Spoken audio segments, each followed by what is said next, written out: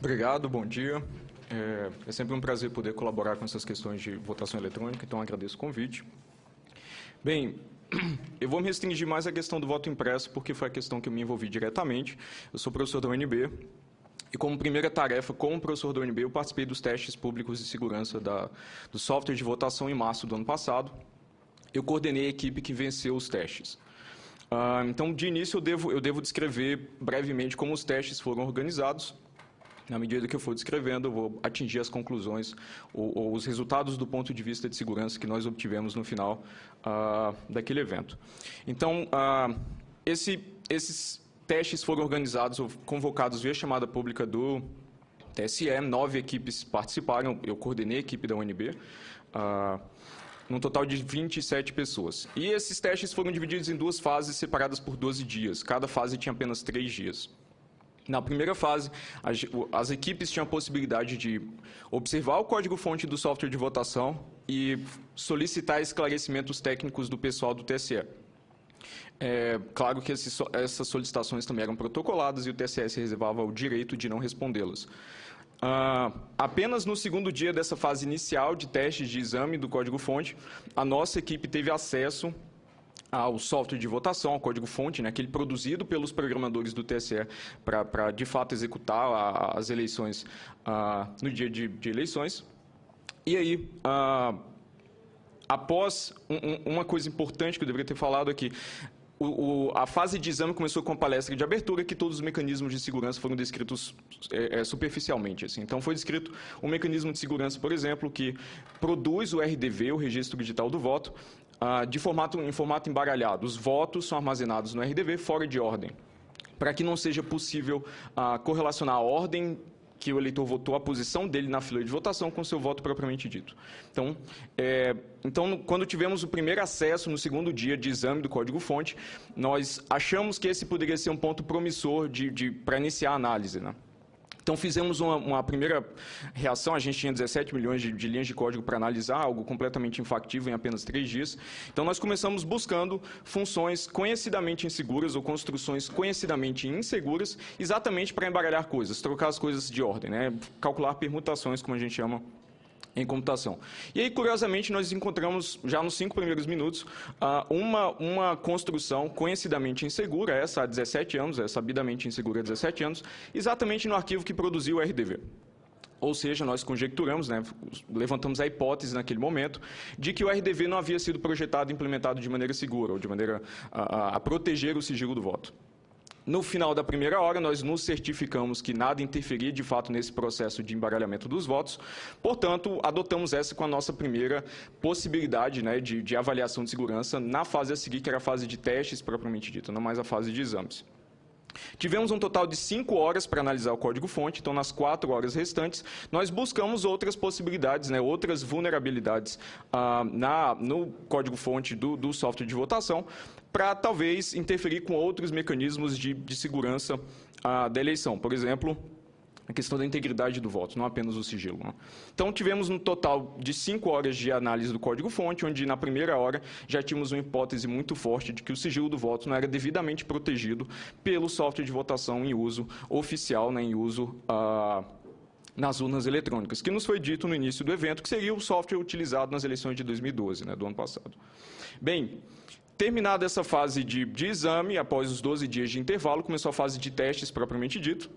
No final da fase de exame, nós produzimos 2 planos de teste, como o TSE chamou, que eram simplesmente descrições das metodologias que nós gostaríamos de colocar em prática na fase, de fato, de testes. Uma ligada ao sigilo do voto, utilizando essa vulnerabilidade até infantil que encontramos no embaralhamento dos votos, e outra relacionada à integridade dos resultados. No primeiro dia da fase de testes, propriamente ditos, nós colocamos o primeiro plano de testes que atacava o sigilo do voto, né? Tentava, de certa forma, recuperar os votos em ordem, para que, caso a ordem dos eleitores também fosse conhecida, fosse possível correlacionar com exatidão que eleitor votou em que candidato.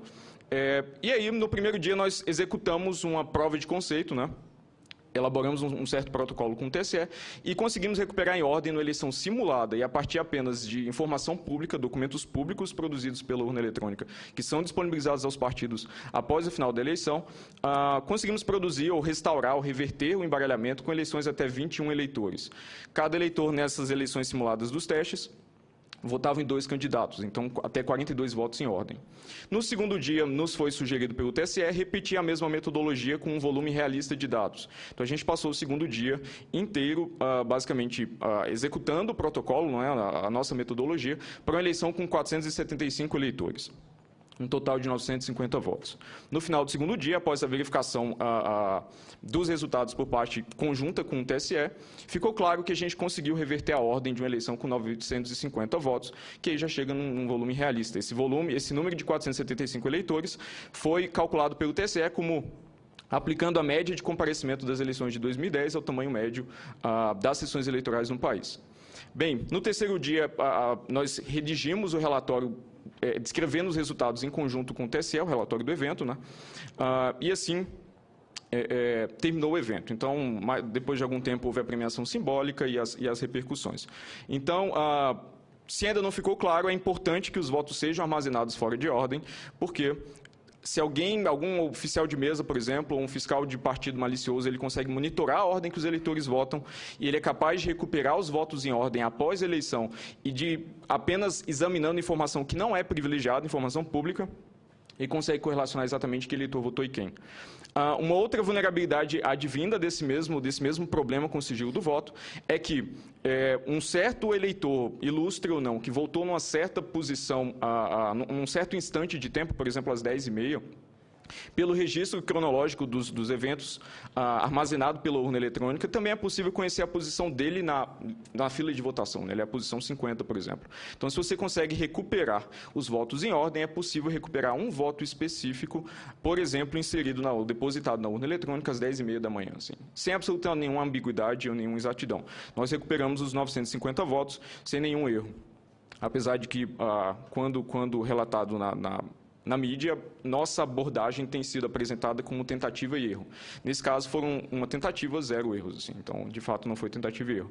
O procedimento não tinha, nosso ataque, né, nossa metodologia de ataque, não tinha a probabilidade de erro, era absolutamente determinística, como a gente diz, novamente em computação, e exigia apenas exame de documentos públicos. Portanto, a fraude do sigilo do voto era não rastreável. Né? Essa fraude, obviamente, permite, né, o retorno de uma versão digital do que a gente chama de voto de cabresto no Brasil, onde o candidato ou algum interessado em fraudar a eleição pressiona os eleitores para que eles votem em certa direção e depois consegue, a partir dessa recuperação dos votos em ordem, por exemplo, determinar se eles votaram como esperado, senão ele pode aplicar as punições que ele gostaria. Bem, é claro que uma base de código desse tamanho, com a vulnerabilidade tão infantil, não teria apenas essa vulnerabilidade. Então, nas 4 horas restantes do exame do código-fonte, nós encontramos outros problemas, muitos deles, o que é mais preocupante, de projeto e não apenas de implementação. Né? Então, vários dos mecanismos de segurança no software de votação foram projetados de maneira incorreta.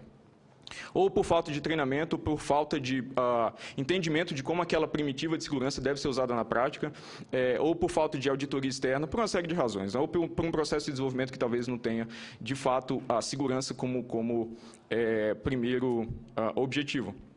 Então, nós produzimos, depois do final do evento, né, quando a repercussão dos resultados começou, um relatório de 40 páginas que está disponível na internet, já vai ser publicado como um capítulo de um livro acadêmico internacional, porque os nossos resultados tiveram repercussão internacional. Eu fui convidado a ministrar palestras no exterior e esse capítulo de livro foi convidado a ser publicado num livro acadêmico. E nós encontramos, voltando, né, alguns erros de projeto fundamentais exatamente na proteção da integridade dos resultados também. Então, para citar alguns exemplos. Todas as urnas eletrônicas do país, em torno de 500 mil de equipamentos em operação, compartilham a mesma chave de segurança. Então, isso é a mesma coisa que 500 mil de pessoas no Brasil usarem a mesma fechadura na porta da casa. Assim. É absolutamente a mesma analogia. Se esse segredo, essa chave de segurança vazam uma única vez, é possível abrir o conteúdo de todas esse 500 mil de portas, ou no caso das urnas eletrônicas, de todos os outros, as memórias de todos os equipamentos em operação. Além disso, essa chave criptográfica, né, essa chave de segurança, ela é armazenada às claras, por exemplo, nos cartões de memória, que o TSE chama de cartões de carga, que são aqueles que instalam software nas urnas eletrônicas. Ou seja, não só o vazamento dessa chave tem impacto absolutamente devastador por permitir abrir os cartões de memória de todas as urnas em operação no país, como essa chave ainda é armazenada às claras no cartão de memória. Então, se você sabe o local, ou sabe, talvez, o início dessa chave criptográfica, ou sabe onde procurar, você consegue recuperá-la e, de fato, sistematicamente conseguir abrir os cartões de memória do país inteiro. Por que isso é perigoso? Porque nesses cartões de memória, na partição protegida desses cartões de memória, fica armazenado o software de votação. Então, se você é capaz de abrir o cartão de memória e ler o conteúdo completo dele, você consegue manipular o software de votação para, por exemplo, para esse software fazer a contagem de maneira desonesta dos votos para os candidatos, por exemplo. E não só fazer a contagem desonesta, também, por que não, fazer a contagem desonesta e produzir um registro digital do voto que seja compatível com aquela contagem desonesta, de forma que qualquer recontagem ou possibilidade de recontagem posterior vá sempre refletir a fraude que foi inserida no software de votação. Então, esses não são erros de projeto sofisticados do ponto de vista que são incomuns ou talvez exigem conhecimento de especialista para evitá-los, é o tipo da coisa que eu ensino na minha disciplina de graduação. Inclusive, o próprio ataque ao sigilo do voto que nós montamos nos testes, eu coloco como bônus das minhas provas na graduação e 80% dos alunos acertam com absoluta exatidão. Então, não foi necessário conhecimento especialista, nem para encontrar essas vulnerabilidades e erros de projeto, nem para, de fato, atacar o sigilo do voto durante os testes. Então, não é uma especulação que o software de votação utilizado no Brasil, ele é inseguro. Ele é demonstravelmente inseguro, porque essa foi nossa conclusão ao final do evento, ao final do nosso contato com o software de votação. Vale salientar que a gente teve contato de apenas 5 horas com 17 milhões de linhas de código, então a gente apenas teve a chance de navegar por uma fração muito pequena, apesar de estratégica, do software de votação. Então, é simplesmente com a própria premiação do TSE que o TSE nos forneceu pela participação, pela contribuição nesse teste, o software de votação é demonstravelmente inseguro. Assim. Nós conseguimos exercitar, experimentalmente inseguro, né? Nós conseguimos exercitar uma metodologia de ataque durante os testes e tivemos uma outra metodologia de ataque em relação o direcionado à integridade dos resultados, que não pôde ser exercitado por simples falta de tempo. Curiosamente, após os testes, nós nos disponibilizamos para o TSE para, de fato, colocar aquelas ideias, aquele plano de testes relacionado à integridade dos resultados em prática, mas não houve nenhum tipo de possibilidade de colocar, assim, o que eu acho curioso, porque deveria ser de interesse do TSE entender exatamente que erros de projeto nós detectamos, né, nós encontramos, e se era de fato possível, como parece ser, executá-los, inclusive, na prática, né, não mais no ambiente simulado. Então, dado que o software de votação é demonstravelmente inseguro ou contém erros de projeto e implementação detectados e verificados experimentalmente, é simples, a conclusão é simples, nós precisamos de um registro físico do voto que não seja acessível pelo eleitor, como já descrito anteriormente, para permitir a verificação independente por parte do eleitor, fiscais de partido e interessados, de que as contagens, né, os resultados produzidos pela urna eletrônica são, de fato, honestos. Assim. Nós precisamos de um outro mecanismo redundante. E é essa prática em todo o mundo. A Suprema Corte Indiana decretou, por exemplo, depois de avaliar o mecanismo do voto impresso em caráter experimental, decretou que nas eleições de 2014 todas as máquinas de votação lá devem ter o voto impresso. Essa foi uma decisão tomada na última semana, e segue na direção de todos os equipamentos de votação eletrônica do mundo. Assim. Todos os equipamentos de votação eletrônica do mundo produzem mais de um registro do voto em mídias diferentes para permitir exatamente recontagem e verificação de resultados. Assim. Então, não creio que seja admissível, ou não creio que as dificuldades práticas que são frequentemente citadas sejam obstáculos apenas no Brasil, né? Elas não são obstáculos em outros lugares do mundo. Então, por que impressoras ou qualquer armazenamento, qualquer outro tipo de mídia é problemático apenas no Brasil? Todos os países do mundo usam exatamente esse tipo de recurso, e é absolutamente consenso na academia de que é preciso, na academia internacional, inclusive, eu frequento eventos de votação eletrônica fora do Brasil, e é simplesmente consenso de que a gente precisa de... Os países, né, os sistemas de votação precisam de mais de um registro do voto para permitir exatamente essa verificação independente de resultados. Isso é ponto absolutamente pacífico. Bem, outras conclusões que nós obtivemos a partir dessa interação, né, com o software de votação é que há uma ênfase muito grande em ofuscação e não em segurança de fato. Então, o TSE está muito preocupado em projetar mecanismos que sejam resistentes. Unicamente aqui não tem informação detalhada do software de votação. Assim. Então, o que a gente chama de agente externo. Né? Pessoas que estão fora do TSE, não têm absolutamente nenhuma informação e estão interessadas em, de fato, provocar algum tipo de fraude. Quando a gente sabe que é bem perigoso, especialmente no projeto desse tipo de mecanismo, o conhecimento privilegiado que agentes internos têm. A área de segurança da computação diz exatamente que é importante projetar mecanismos de segurança que resistam até o próprio projetista do mecanismo. Porque um dia pode se tornar um agente malicioso ou um rival daquele mecanismo. Assim, você não pode confiar incondicionalmente nas pessoas. E no Brasil nós temos confiado incondicionalmente no TSE como uma autoridade executora das eleições e num software de votação demonstravelmente inseguro, experimentalmente inseguro, para executar nossas eleições.